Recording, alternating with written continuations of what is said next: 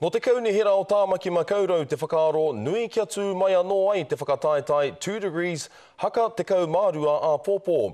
Engā huana tētahi kapa no Tāmaki tonu nei ki te kaua i tōna mana ki runga i te whatarangi mo te tūpono noa kaeke ki ona taumata.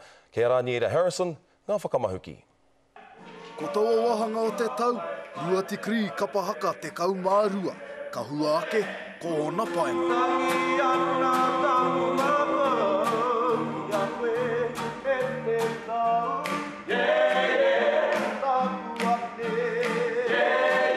Ko ngā momo mea kaore tino hanga ki ngā mahi kapahaka. Kua ia pina ko te waiata, mau taiha, mau patu, whiu poi, kani, kei a koe te tikanga. Ai marika te kaumātahi ngā kapa e koke atu ana ki tēnei taiopenga nui whakaharahara e kawe ana i o rātou katoa.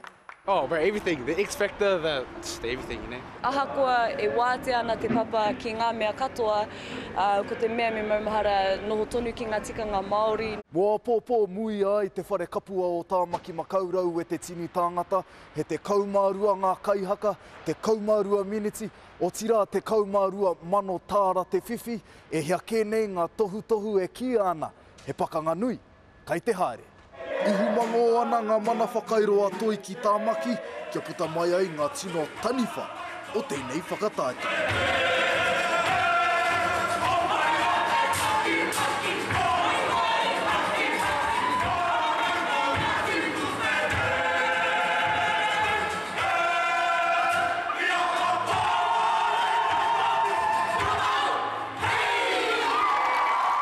Ko rongo au, ko whāngarei mai tawhiti, ai, ko rātou me matara ki a rātou.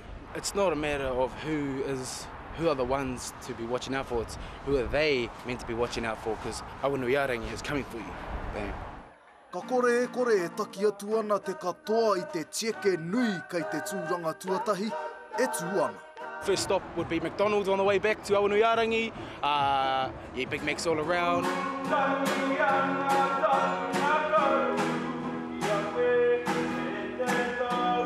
Ka tae te hoko taonga hau mo tō mātou kura, ngā rakuraku, ngā momo puoro, aua momo mea. Ka tū te rōpū tuatahi hei te iwa karaka a pōpō, mako nā tātou ki te ai, i ngā mahi. Raniera Harrison me...